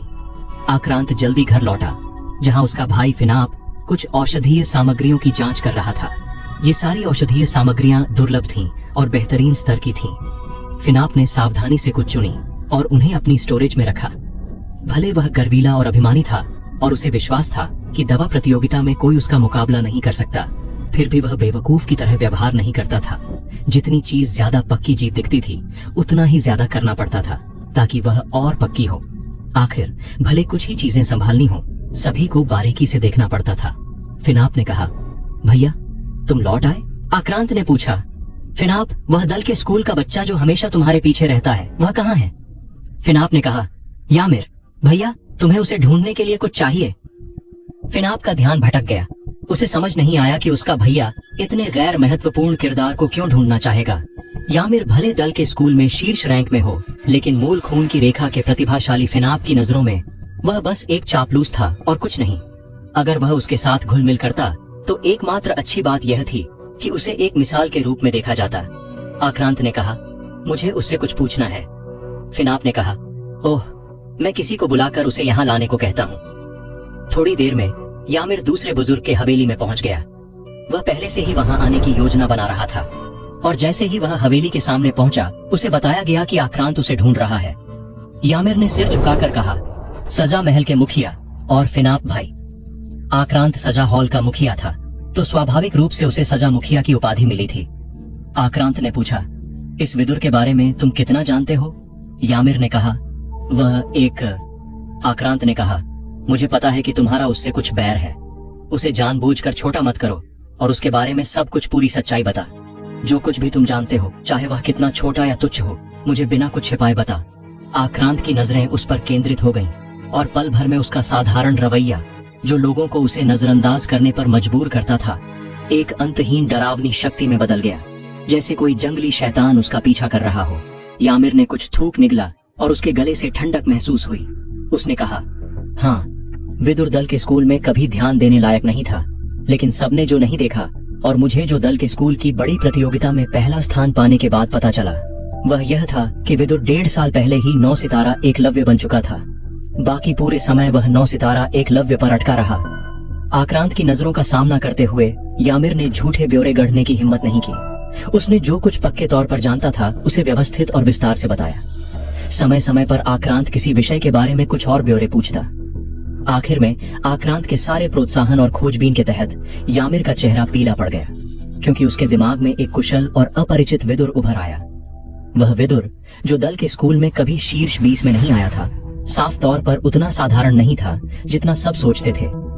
कई ब्यौरे सामने आए, जैसे विदुर की अंदरूनी शक्ति, एक हकीम के रूप में उसकी अविश्वसनीय प्रतिभा और आखिर में उसकी छवि बस भयावह थी। यामिर के दिमाग में सिर्फ ये 2 शब्द ही बयान कर सकते थे कि विदुर एक हकीम के रूप में कितना प्रतिभाशाली था, लेकिन ज्यादातर लोग सिर्फ यह देखते थे कि विदुर ने 3 फूलों की जमाव आग तकनीक की ट्रेनिंग की थी, एक नींव बनाने वाली तकनीक जो कोई और नहीं चुनता था। विदुर की शक्ति को देखकर वह सिर्फ 9 सितारा एकलव्य लगता था। यह बहुत कम माना जाता था, जब बाकी सब पहले ही दक्ष रैंक पर पहुंच चुके थे। बहुत कम लोग ऐसे किसी की ओर ध्यान देते थे जो सिर्फ एक तुच्छ एकलव्य था। आक्रांत ने धीरे धीरे अपने सवाल पूछते हुए अपनी प्रभावशाली रवैया फिर से बनाया और एक बार फिर अपनी ठंडी शक्ति हासिल की। फिनाप ने होंठ काटकर कहा, भैया तुम सचमुच नहीं सोचते कि यह विदुर मेरे लिए खतरा हो सकता है? भले वह प्रतिभाशाली हो, लेकिन 9 सितारा एकलव्य के रूप में वह चिंता करने लायक नहीं है। आक्रांत ने ठंडे स्वर में जवाब दिया, यह मत भूलो, वह बैंगनी आग गोली की ताकत उधार ले सकता है और थोड़े समय के लिए महादक्ष की ताकत निकाल सकता है। इसके अलावा वह पहले ही 3 सितारा दक्ष बन चुका है। उसने कहा, 3 फूलों की जमाव आग तकनीक। भले इसकी 3 फूलों की जमाव आग में आगे बढ़ना मुश्किल है, एक बार जब तुम आगे बढ़ते हो तो तुम सीधे 3 सितारा हो जाते हो। इस ताकत के साथ वह ज्यादा पीछे नहीं है। पहले उस पर एक तरह की सील थी जो दबाव डाल रही थी, लेकिन अब वह सील टूट चुकी है। आक्रांत ने जो नहीं कहा वह यह था कि अगर विदुर आज पहले से ही 3 सितारा दक्ष था तो 3 दिन बाद वह किस स्तर पर होगा। आक्रांत की अंतर्ज्ञान ने उसे बताया कि दवा प्रतियोगिता की अंतिम लड़ाई से पहले सिर्फ 3 दिन की रिकवरी के साथ विदुर शायद सिर्फ अपने चरम हालत में नहीं पहुंचेगा। अभी उसका गोली बनाने की ट्रेनिंग का मकसद शायद यह था कि उस पर सील बहुत लंबे समय तक थी और गोली बनाकर वह डटकर अपनी ताकत बढ़ाना चाहता था। 3 दिन बाद विदुर शायद 4 सितारा या यहाँ तक कि 5 सितारा दक्ष भी बन सकता था। 3 सितारा दक्ष फिनाप के लिए क्या वह तब उसका मुकाबला कर सकता था? विदुर ने यूनांत के लिए बैंगनी आग गोली बनाई। ये खबर फैली और विदुर के परिवार के आंगन के बाहर तुरंत भीड़ जमा हो गई। अकीरा दल से नजदीकी रिश्तों या खून के बंधन वाले विभिन्न संप्रदायों और परिवारों के लोग आ गए। लेकिन चूंकि विदुर दवा प्रतियोगिता के अंतिम 8 में था, वे दवा प्रतियोगिता खत्म होने से पहले उसे परेशान करने की हिम्मत नहीं करते थे। चूंकि वे उसे परेशान नहीं कर सकते थे, लो परिवार सबके ध्यान का केंद्र बन गया। लेकिन वहाँ मौजूद सिर्फ छोटा मोटा लड़का था। भीमा घर नहीं लौट सका था और बड़ा बेटा शानिल दल से एक मिशन लेकर तुरंत निकल गया था।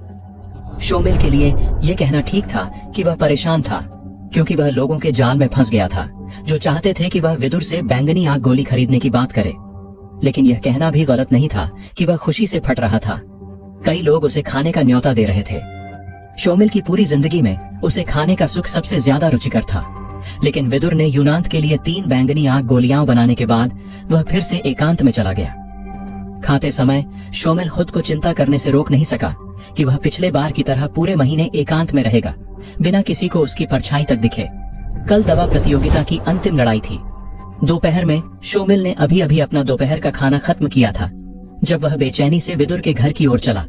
जल्दी से बंद किए गए सामने के दरवाजे को देखकर शोमिल ने अपनी पेट थपथपाया और उसकी चिंता बढ़ती गई। दवा प्रतियोगिता के उद्घाटन समारोह में विदुर मुश्किल से समय पर पहुंचा था, कमजोर चेहरा लिए।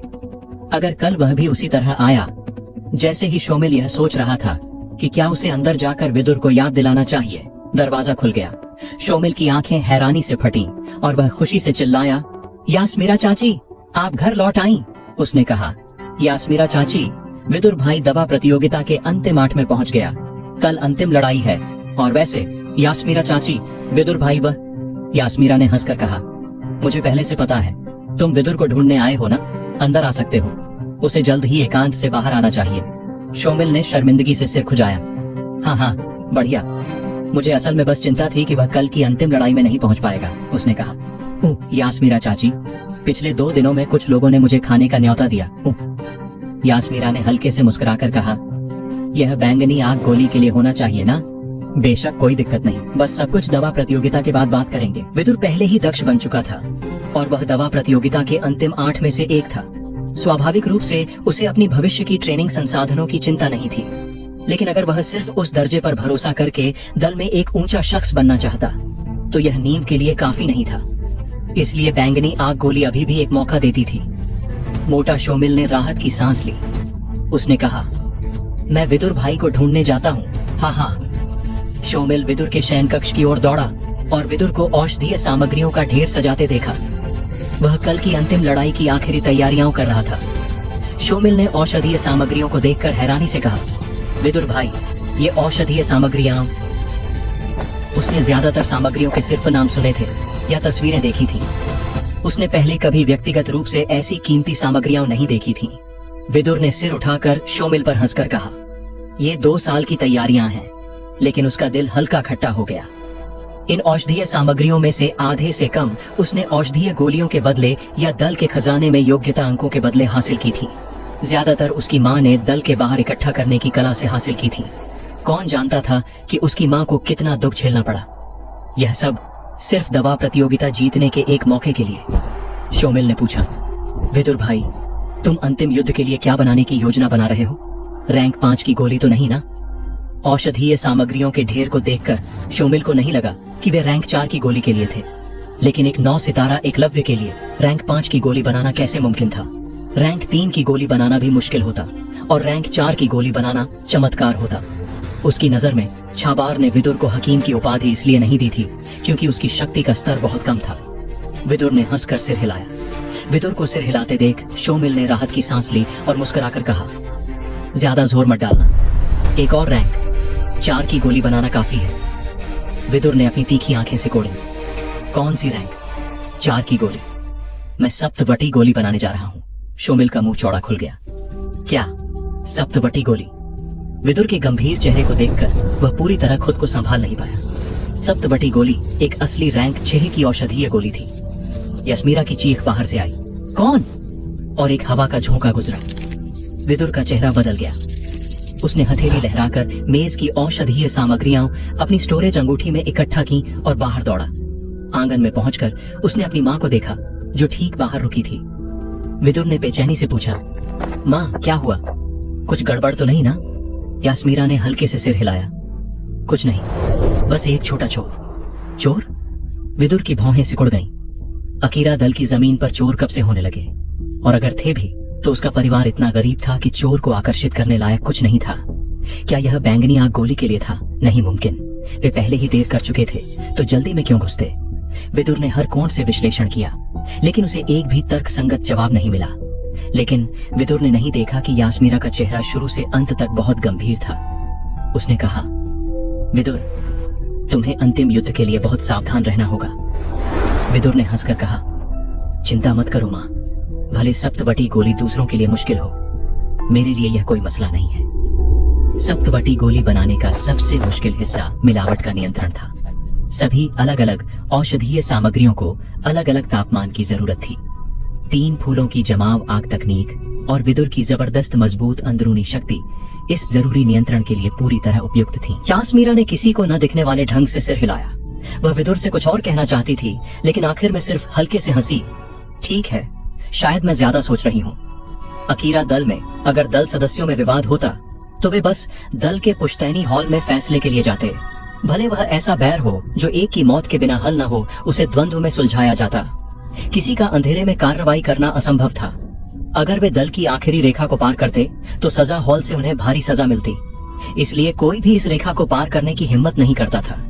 लेकिन यास्मीरा शायद यह भूल गई थी कि कुछ लोग सजा हॉल से नहीं डरते थे, जैसे सजा हॉल का मुखिया। अंतिम युद्ध के दिन हजारों लोग रंगशाला देखने आए। बाहर से आए लोगों में से सिर्फ कुछ हजार इस भीड़ में थे। मोटा शोमिल ने भीड़ को देखा और निराश हुआ कि शैतान दल की छोटी राजकुमारी नहीं दिखी। शैतान दल का एकमात्र प्रतिनिधि राजकुमारी थी, लेकिन अभी छोटी राजकुमारी के बारे में सोचने का समय नहीं था। इसके बजाय शोमिल का सारा ध्यान अंतिम युद्ध के लिए रंगशाला पर था। इस बार के अंतिम 8 शिष्य पहले से ही रंगशाला में अपनी जगहों पर खड़े थे। विदुर की जगह फिनाप के ठीक बगल में तय की गई थी। विदुर और फिनाप एक ह्रासमान शाखा परिवार से था, दूसरा मूल खून की रेखा का प्रतिभाशाली। इन दोनों के बीच पहले कभी कोई बातचीत नहीं हुई थी। इस पल विदुर बहुत शांत और संयमित था। हजारों नजरें उसे घूर रही थीं, लेकिन वे उसे सिर्फ हल्की हवा के झोंकों जैसी लग रही थीं। 2 साल पहले उसकी मां को मूल खून की रेखा के दरवाजों से जबरदस्ती बाहर निकाल दिया गया था। यह याद विदुर की दृढ़ता को और मजबूत कर रही थी। रैंक 6 की सप्तवटी गोली, इसे लेने के बाद 2 घंटों तक यह आग गुण वाली शक्ति की संवेदनशीलता को बहुत बढ़ा देती थी, और इसके अलावा यह अंदरूनी शक्ति को काफी बढ़ा देती थी। इस तरह की बढ़ोतरी एक निश्चित समय बाद कमजोर पड़ जाती थी, लेकिन यह एक निश्चित स्तर तक कम होने के बाद स्थिर हो जाती थी। अगर तुम ठीक से ट्रेनिंग करते तो तुम्हारी अंदरूनी शक्ति हमेशा के लिए उस स्थिर स्तर तक बढ़ जाती थी। पूरे अकीरा दल में अंदरूनी शक्ति को हमेशा के लिए बढ़ाने वाली औषधीय गोलियां गिनती की थीं, और सप्तवटी गोली जैसी गोलियां जो इसे सुरक्षित और निश्चित ढंग से करती थीं और भी कम थीं। लेकिन एक 9 सितारा महादक्ष के लिए भी सप्तवटी गोली बनाना बहुत मुश्किल होता था। नाकामी की दर बहुत ज्यादा थी, और ज्यादा प्रभाव वाली ऊंचे स्तर की औषधीय गोली के लिए औषधीय सामग्रियों का इस्तेमाल करना ज्यादा फायदेमंद होता था। सप्तवटी गोली बनाने की मुश्किल की वजह से ही विदुर ने 2 साल तैयारियां की थीं। उसने इसकी सामग्रियां इकट्ठा की थीं और सैकड़ों बार औषधीय स्नान का दर्द झेला था।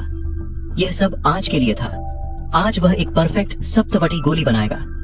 एक बार ऐसा करने पर वह वाकई सबको हैरान कर देगा। नाकामी के बारे में विदुर ने इसके बारे में सोचने की जहमत नहीं उठाई। युद्ध से पहले नाकामी के विचारों में डूबना सिर्फ तुम्हारी आत्मा को कमजोर करता था। मूल खून की रेखा के प्रतिभाशाली शायद नाकामी के परिणामों के बारे में सोचकर शांत हो जाते, लेकिन विदुर एक ह्रासमान शाखा परिवार में पैदा हुआ था। सिर्फ अपने दिमाग को तेज करके और साहस पूर्वक आगे बढ़कर ही उसके पास जीतने का मौका था। आखिर वह जो चाहता था वह दल के संसाधन या ध्यान नहीं था, बल्कि दल स्मारक पर अपना नाम छोड़ना। वह दवा प्रतियोगिता का पहला स्थान हासिल करना चाहता था। विदुर की आंखें जलती मशालों की तरह थीं। जब वह दूर के विशाल पत्थर स्मारक को घूर रहा था, उस पर उकेरा हर नाम कुछ ऐसा था जिसके लिए लोग तरसते थे। प्रत्येक के साथ एक पौराणिक कहानी थी जो लोगों को प्रेरित और रोमांचित करती थी। इसके अलावा प्रत्येक नाम के बाद उनके माता पिता के नाम थे, तो यह सम्मान और गौरव उनमें भी शामिल था। उसके पिता की अंतिम इच्छा कुछ ऐसा था जिसे विदुर कभी नहीं भूलता था। विदुर ने बिल्कुल नहीं देखा कि फिनाप का चेहरा आज थोड़ा अलग था, और वह कभी कभी संदेह भरी नजरों से विदुर की ओर हिचकिचाते हुए देख रहा था। रंगशाला के बाहर यास्मीरा दूर से अपने बेटे को देख रही थी। विदुर बड़ा होकर और ज्यादा अपने पिता जैसा दिखने लगा था, लेकिन यह निश्चित था कि उसके बेटे की भविष्य की संभावनाएं जरूर उसके पिता से बेहतर होंगी। इन 2 सालों में विदुर ने सप्तवटी गोली बनाने के लिए जो कुछ भी झेला था, वह सब आज के लिए था। आज वह चमकेगा। वह इस लड़ाई में अपना नाम बनाने के लिए तैयार था। दल का मुखिया प्रधान अब खड़ा हुआ। उसने अंतिम युद्ध शुरू करने की घोषणा के लिए बस कुछ औपचारिक शब्द कहे और वापस बैठ गया। रंगशाला के बाहर विभिन्न दलों और ताकतों के प्रतिनिधि कुछ हैरान थे। उन्होंने सबने अकीरा दल के इतिहास के बारे में लंबा भाषण होने की उम्मीद की थी, लेकिन इसके बजाय उसने बस कुछ बेमानी शब्द कहे थे। शैतान दल की राजकुमारी ने मजे से हंसकर कहा, देखो, एक दल के मुखिया को ऐसा ही होना चाहिए। उसके कहने का मतलब क्या था? इसने तुरंत उसकी साथ चलने वाली दादी को डांटने पर मजबूर कर दिया। राजकुमारी, इस बार मैं मान लूंगी कि मैंने कुछ सुना नहीं। जाहिर है इस खास शैतान दल का ताकतवर मुखिया वह था जो अक्सर लंबे भाषण देता था। राजकुमारी ने बस अपनी आंखें मटकाईं और हंसमुख ढंग से रंगशाला में विदुर की ओर मुड़कर देखा। उसे फिनाप में ज्यादा रुचि नहीं थी। ऊंचे पद पर पैदा हुआ कोई शख्स कभी संसाधनों की कमी नहीं झेलता, तो इस मंच पर सबसे ऊपर खड़ा होना कोई असामान्य बात नहीं थी। अगर ऐसा पाला गया कोई शख्स फिर भी अलग न दिख पाता, तो वह शैतान दल में बस कचरा होता। लेकिन विदुर साफ तौर पर ऐसा शख्स था जिसके पास ऐसा कोई समर्थन नहीं था। उसने उसके बारे में पहले से सुन लिया था। वह एक गरीब शाखा परिवार में पैदा हुआ था और उसके परिवार को सिर्फ उसकी मां का सहारा था। यह कहा जा सकता था कि उसका कोई दर्जा ही नहीं था।